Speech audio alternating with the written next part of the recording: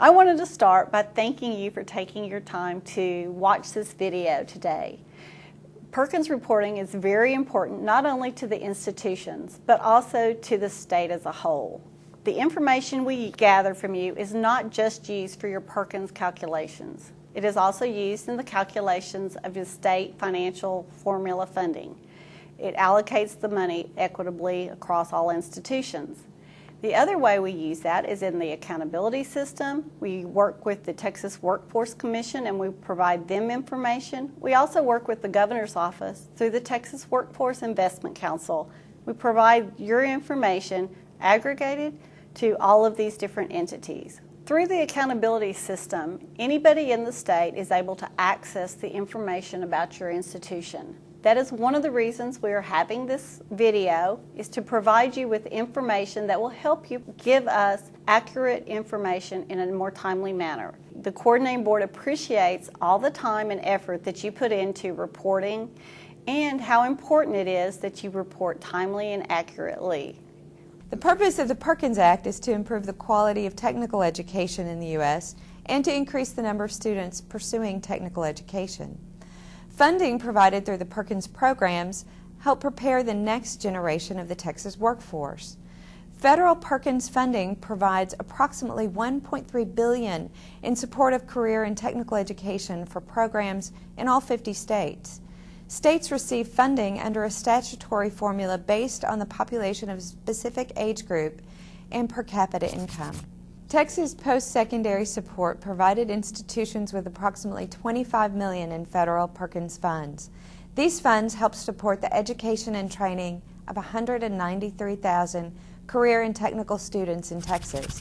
Texas Federal Perkins Basic Grant has three components: a direct allocation to community and technical colleges, statewide leadership grants, and support for the state agency administering the grants. Community and technical colleges are the primary providers of career and technical education in Texas post-secondary institutions. Texas has 50 community colleges, the Texas State Technical College System, and the two-year Lamar institutions within the Texas State University system. These institutions all receive Perkins funding.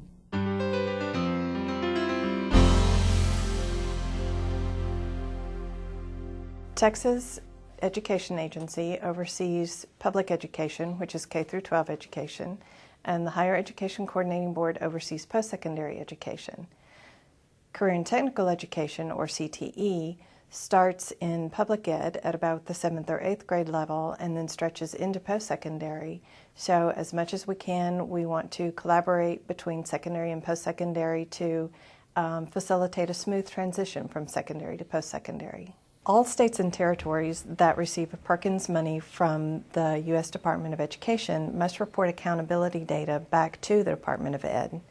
So in order to do that, states collect data from all of the local education agencies, or LEAs, that also receive Perkins formula grants. So for secondary data, that comes from the school districts and charter schools that receive the Perkins formula grant, and they report those data to the Texas Education Agency. Post-secondary institutions, the community and technical colleges, report their data to the Texas Higher Education Coordinating Board. The Coordinating Board also collects workforce data from the Texas Workforce Commission, and then the Coordinating Board takes those three pieces of information from TEA and the Coordinating Board and the Workforce Commission and has it combined with federal data. Once it's all combined, the Higher Education Coordinating Board aggregates the data to the state level and sends that data back to TEA. Then TEA turns around and reports those data to the Department of Education each December in the Consolidated Annual Report, or the CAR. To ensure the accuracy of their data, local education agencies should pay particular attention to their reporting manuals. On the secondary side, that would be the PEAMS manual. On the post-secondary side, that's the CBM reporting manual. It's important to pay attention to especially the definitions in those reporting manuals. That will tell the local education agency which pieces of information to report and exactly how to report them back to their reporting agency. When Congress reauthorized the Perkins Act in 2006, states and territories had an opportunity to negotiate both the definitions for the core indicators and the performance targets for each of those core indicators. So for instance, when Perkins requires states to report integration of secondary academic skills and technical skills, for Texas we report TAKS scores for English and math. And when Perkins requires states to report postsecondary retention, Texas reports re-enrollment of students in their home institution or transfer to a different institution. Every 2 years, states can renegotiate their performance targets through what's called the FOPL process, or Final Agreed Upon Performance Levels. When we started with this iteration of the Perkins Act in 2006, we had a baseline set of data, and then each year we set new performance targets for the following 2 program years. The Department of Ed expects states to show improvement over each successive year in the program, so each successive program target is set a little bit higher than the last one. How much higher the target goes depends on which core indicator we're talking about. Depending on the circumstances in the state, past performance on that core indicator.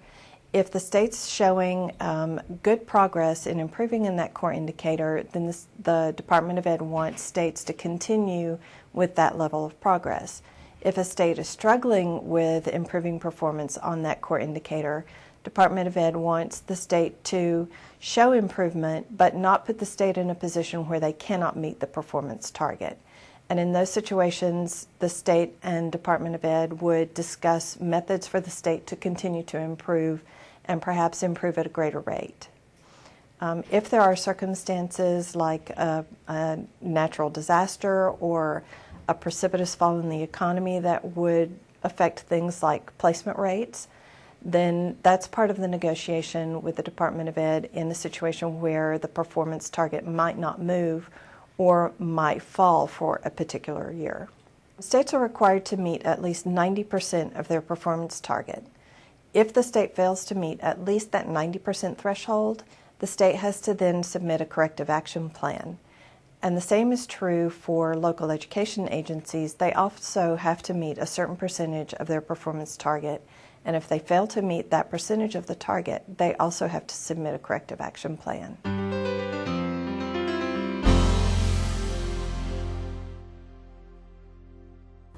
I've been asked to talk about what is done with the data once it's received by the Texas Higher Education Coordinating Board. Those data are used in a variety of ways, primarily by the schools to plan on what they can do to improve their performance on the federal core indicators. Each school is required to submit a performance improvement plan in their annual basic application that's submitted to the coordinating board for funding. Schools use the data then to determine how well they're doing on meeting the Perkins performance targets. Each year, as required by the Perkins Basic Grants, schools are required to meet within 90% of the state's target on their performance indicators. If a school is not meeting within 90% of the target, they must develop a performance improvement plan that is submitted in the Perkins Basic Grant application. That performance improvement plan will then be reviewed by coordinating board staff, and twice a year the school will submit follow-up information in their quarterly reports that will tell us how well they're doing in meeting those goals that they've outlined in their performance improvement plan. Each community college that is the recipient of federal Perkins funds is visited on a 4-year cycle to determine how well they're doing in a variety of measures. One of them, of course, being the performance indicators. Coordinating board staff will discuss with the college personnel each of the indicators for which there is a performance improvement plan. In addition, each year the coordinating board must submit a consolidated annual report to the U.S. Department of Education, Office of Vocational and Adult Education, otherwise known as OVE. This report contains the data that is reported from the schools each year in the progress that the schools are making on each of the targets and measurements. OVE then will review that information and submit any follow-up questions that they may have to the coordinating board. If, as a state, we are not meeting the measures within 90% of the goals, then the state must submit a performance improvement plan as well. So far that hasn't happened, and we hope to continue along those lines. Perkins performance indicators are not new. Beginning with Perkins 2, the states were required to implement a state accountability system for their vocational programs, including outcome-based performance measures and standards that fit each state's needs and situations. By Perkins 4, it was clear that there is a disconnect between the states in the terms of measures and definitions of data used. The idea for Perkins 4 was to have each state use the same definitions as close as possible. The work done by representatives of each state was instrumental in designing the measures and definitions that we use today. It was clear from the beginning that any absolute uniformity was not possible due to the differences between data, state laws, and governance. However, the states tried very hard to come to a consensus, even though in the process they had to relinquish some of their preferences. Perkins language seldom talks about students. We talk about participants and we talk about concentrators. To calculate the cohort for the two groups, we are using the data reported by each institution through the CBM reports. Doug Parker, the director of the data center, is in charge with coordinating the process with each of the institutions. Thanks, Gabriella. The coordinating board has been collecting data from the community and technical colleges since the 1960s. Initial data collection was student and degree data only. This has been expanded over the years to include course, faculty, student readiness, and other types of data. Student data is reported each semester, and the degree data is reported annually. The data is reported by the registrar's office at your institution. The accuracy of the data is extremely important. Data used for the indicators is student-level data. The reports that contain these data items are the CBM-001, which is the credit student report, the CBM-008, which is the continuing ed student report, the CBM-002, which is the Texas Success Initiative report, the CBM-009, which is the degree report, and the CBM-OM, which is the Marketable Skills Achievement Awards. The main identifier in each of these reports is the student ID. This allows us to track the student from high school through college and into the workforce. It is important to collect the student's Social Security number and use it for the student ID. Invalid Social Security numbers are not used when calculating the indicators. The first step in calculating the indicators is to define the cohort. Our base cohort includes students enrolled in technical programs in community colleges in Texas. However, as Doug explained earlier, students reported with invalid Social Security numbers are excluded. Also excluded are incarcerated students and students who died during the fiscal year. A participant is a student enrolled in at least one credit hour in a career and technical education program. What I want to emphasize in terms of reporting are items that need to be on CBM 001 student report. The student has to be reported. He has to be reported as enrolled in a credit-bearing course, either academic or technical. Students enrolled in developmental education courses only are not included in this group. Also, a student needs to have a technical major declared and a type major as technical or tech prep. A concentrator is a participant that completed at least 12 college credit. The information is retrieved from CBM 002 Texas Success Initiative report. Also considered the concentrator is a completer of a short-term certificate, coded as Cert 3, reported on CBM 009 graduation report. Perkins performance indicators include 6 measures for postsecondary education addressing enrollment, attainment, placement, and non-traditional occupations. 1P1 Technical Skills Attainment.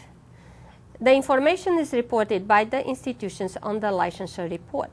The information is collected by each institution from students and licensing agencies. The reporting to Coordinating Board is done once a year, including information at the program and student levels.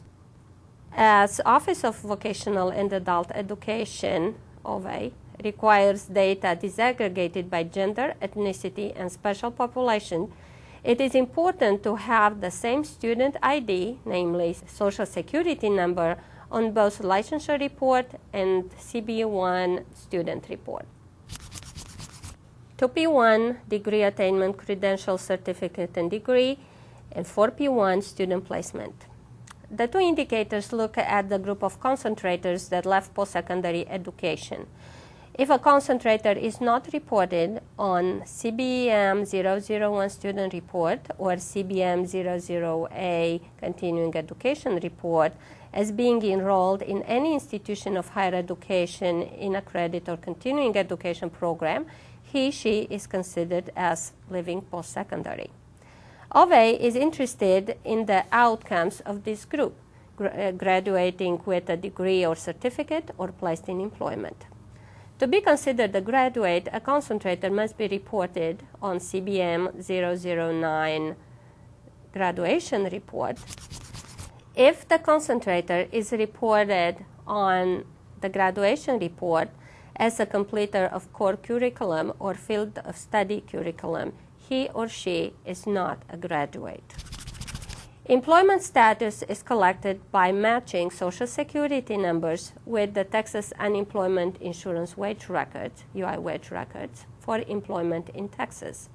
Federal Employment Database System, FEDAS, matches valid Social Security numbers with records from Department of Defense, United States Postal Office, and Office of Personnel Management for federal employment in these areas. In addition, institutions are asked to track students not found in the FEDAS and UI wage records and report their status on CBM 116 follow-up report as either employed or enrolled. 3P1 Retention or Transfer. Concentrators who did not earn a certificate or degree are tracked for enrollment in the following academic year. They should be reported on CBM 001 student report or CBM 00A continuing education report as enrolled by the same institution. In this case, they are considered retained, or by another institution as transfers. In addition, students who continue their education out of state are tracked through CBM 116 follow-up report as enrolled. 5P1 non-traditional participation and 5P2 non-traditional completion report participation or completion of non-traditional programs. Non-traditional program is defined as an educational program that leads to a non-traditional occupation for a certain gender group. For example, nursing is traditional occupation for women, but is non-traditional for men. There are crosswalks between occupation codes and major codes as defined by CIP codes reported on CBM 001 student report, CBM 00A continuing education report, and CBM 009 graduation report that allows us to code a program non-traditional for a specific gender. 5P1 looks at the percentage of the participants enrolled in a non-traditional program that belong to the underrepresented gender group. Using the same formula, 5P2 calculates the percentage of concentrators graduating from a non-traditional program that belongs to the underrepresented group. To continue with what Gabriella just discussed, the following indicators are submitted in all of the reports. Major, which is reported with the classification of instructional program code or SIP code. Type major, semester credit and contact hour data. Gender, date of birth, ethnicity and race, and special population data items are reported in the CBM-01 and CBM-OA reports. Historically, institutions have underreported those data items. The following data items contain information that may exclude a student from the cohort. In the CBM-09, core curriculum completers and field of study awards are not included. Those are reported under item 7, degree. In the CBM-01 and CBM-OA, incarcerated students are reported in the remote campus field on those reports. The Department of Education requires that each indicator is disaggregated by gender, ethnicity, and special populations. Tech Prep is considered a subgroup for the purpose of reporting indicators. Title 2 of Perkins 4 addresses Tech Prep programs. Tech Prep starts in high school with students enrolling in a sequence of 2 or 3 courses in a career or technical area. The program is designed to facilitate the smooth transition between high school and the community college and to decrease the time to degree for these students. A secondary Tech Prep student is coded in the Public Education Information Management System managed by Texas Education Agency as a vocational education student with a code of 3. A post-secondary Tech Prep student is reported on CBM 001 student report with a type major of 3. There are 5 secondary Tech Prep measures. 1, STP1, matches the secondary education records, high school graduates, with CBM 001 student report records to see if a Tech Prep student is enrolled in any institution of higher education. If the student is enrolled for 1 STP2, the occupational cluster in which the student took courses is compared with post-secondary occupational cluster of the major zip code declared on CBM 001. 1 STP3 requires the data regarding licensure information. The information is collected by Texas Education Agency directly from school districts.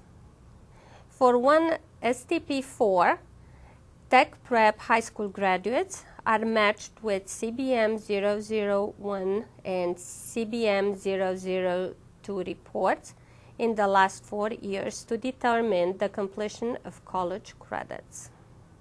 The match with CBM 001 report allows us to report on 1 STP5 the percentage of Tech Prep students enrolled in developmental education courses. 1 PTP1 uses the same sources of data as 4P1: unemployment insurance wage records, federal databases, and CBM 116. For 1 PTP2, Tech Prep students are reported on licensure report by the institutions. 1 PTP3 asks for the percentage of Tech Prep first-time in college students cohort that complete an associate degree in 3 years. The cohort is determined using CBM 001 report item 13C for Tech Prep coding and item 9 for coding related to first-time in college or transfer status. The cohort is followed for 3 years to see the percentage of students reported at any time as graduates of an associate degree on CBM 009. For 1 PTP4, the cohort of first-time in college Tech Prep students are followed for 6 years to see the percentage of the students reported at any time as graduates of a bachelor degree. In Texas, there is a strong history of collaboration between 3 agencies: Texas Education Agency with secondary education data, Texas Higher Education Coordinating Board with post-secondary education data, and Texas Workforce Commission with employment data. TA sends data every year to coordinating board for matching with post-secondary records and employment. Coordinating board sends the data back to the secondary agency, and together they work to report the indicators to the federal government. In conclusion, accurate and timely data reporting is the most important thing we want you to get out of our presentation today. Good data will help you meet the targets and improve your programs. Well, we're not really rural. We're West Central Texas, and we serve a 19-county area. So we have a lot of people that are out there. So the data is essential to help us serve rural as well as Abilene, which is a moderate-sized city. And when we send in this data, of course, it's current, but by the time we get information back, it's older. So I think of data as looking at it longitudinally, what's there, been there a couple years ago, as well as what we're doing right now. And all of that is important to us because we're looking at the past and projecting the future. And when you're looking at program development or program changes, you have to look at that data. You look at the number of students that you've served, the number that's dropped, the number that you've retained and actually graduated, and then ultimately the number that you've placed. So all that is essential to program retention, program changes, as well as new program development. And it's not just the data that we send to the coordinating board. We have our internal data with our IE people. We get a lot of data from Workforce Solutions. Well, Workforce Solutions and our Workforce Board gives us up-to-date data about what's going on in our large geographic area, as does our Abilene Industrial Foundation, which tells us when new industries are arriving in town. Well, that means we may need to build a new program, starting as non-credit, building it into credit. We have advisory boards for all of our technical programs. Those are people that are actually working in the industry. They tell us if we need to buy new software, new equipment, for instance, change the way that we teach our welding classes, and we have done that because there's different types of metals that different industries have gone to, and so we've had to adapt those changes. We also get a lot of information from our counselors. Our counselors and our job placement people interact daily with the people. One of the things we've discovered this year because of the economy is that we have more students who are needy than we've ever had before, because they're coming in and asking our counselors where they can get food or food stamps, where they can get help for their children, where they can get bus passes or fuel money, and we found more students sleeping in their cars and coming into counselors and saying we need a place to stay. Consequently, our counselors took that data, which was just right there initially, took that data and put together a Community Resources Day. And they brought in 10 or 12 community entities that provide services to our students, and students could go from agency to agency, get information that could ultimately help them with their current situation. So data it goes way back, but it's also the here and now, and we couldn't function without it.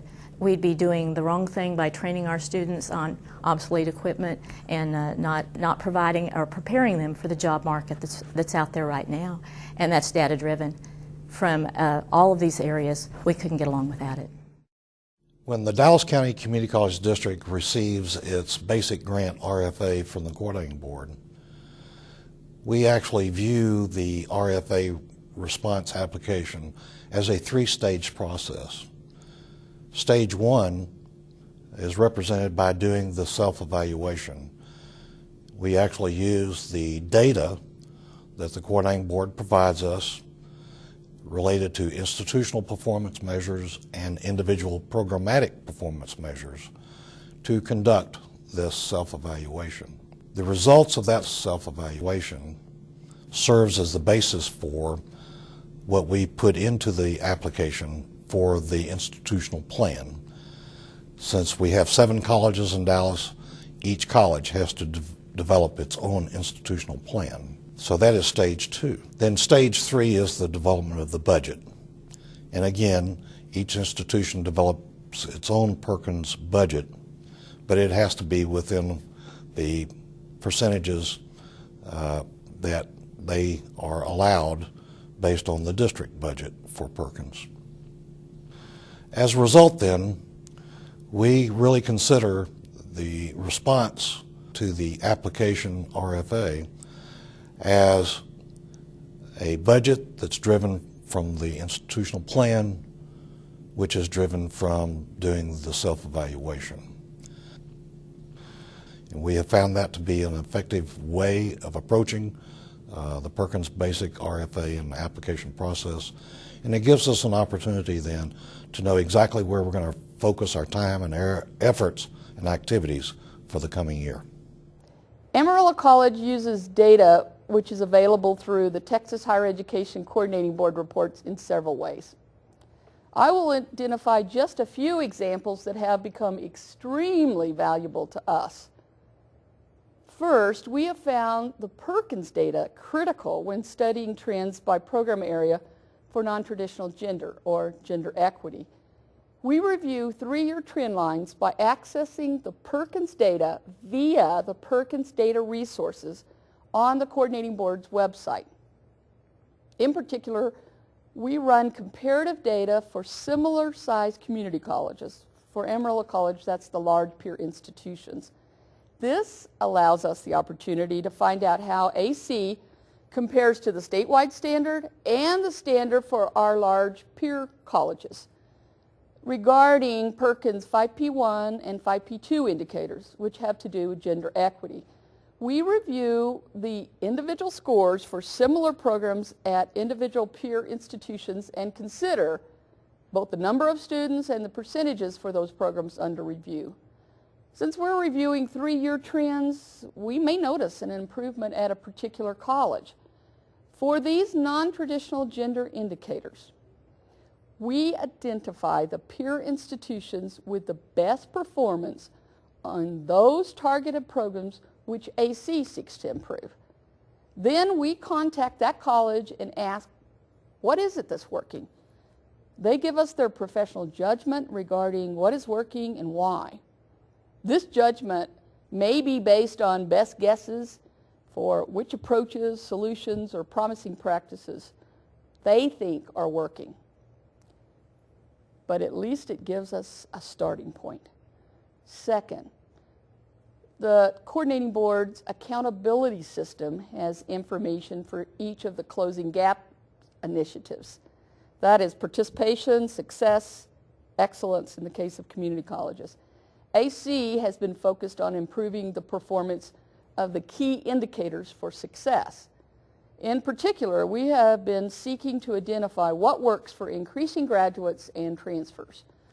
Through this process, we found that Texas Southmost College and Laredo Community College had the highest performance on both graduates and transfer students of the large college peer group.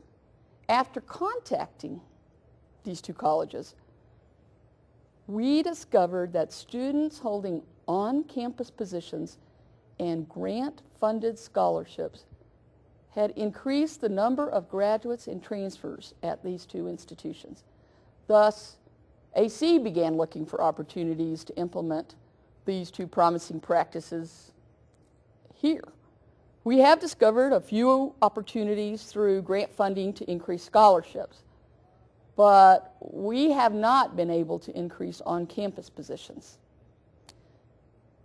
Next, the Texas Higher Education Data, which is available at www.txhighereddata.org, allows a person to search for Texas Higher Education data, and I have been surprised by the amount of aggregated and integrated information. Off this site, you can access the automated student and adult learner follow-up system.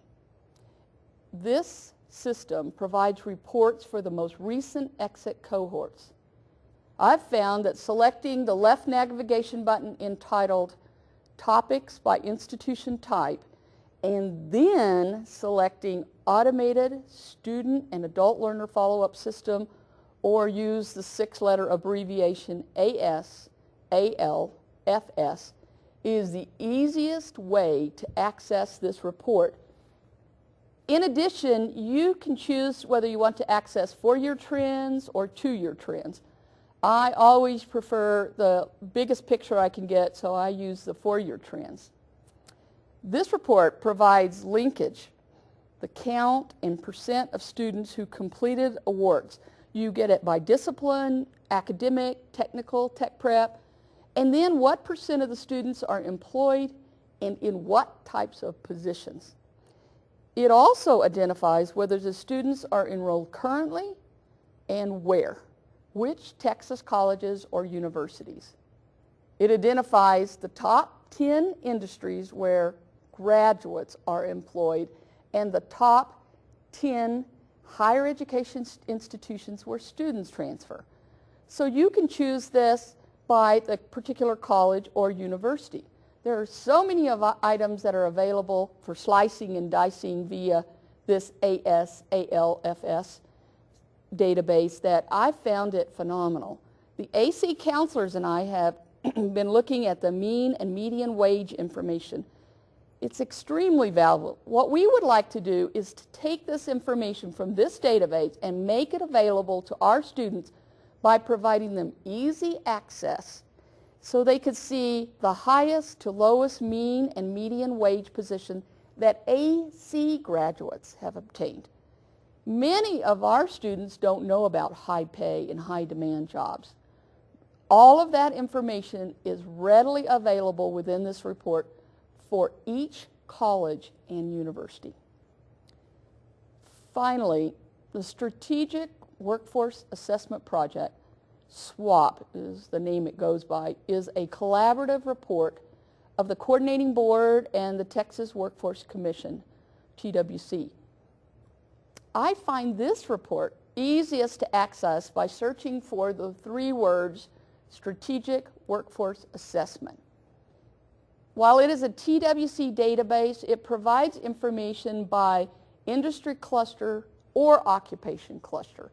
It has the most recent information on pay, current employment, and employment projections.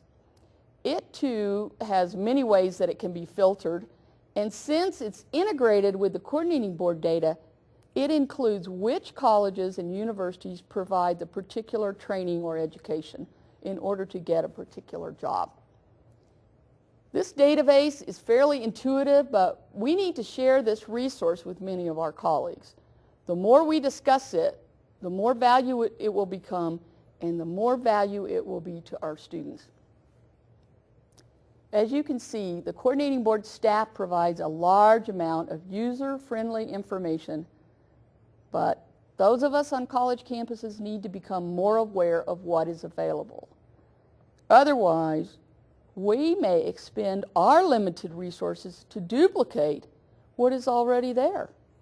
Instead, we should be sharing and discussing with our colleagues what is available and then collaborating on how we can best use that information to make informed decisions. Once again, I'd like to thank you for watching the video and want to let you know that the Coordinating Board appreciates all the time and effort that you put into reporting in a timely and accurate manner. We also want to make sure that you understand that the information you report is not just used for one purpose. It is used for multiple purposes so that we don't have to request additional information. So I want to thank you again for providing the information and for watching the video. Thank you.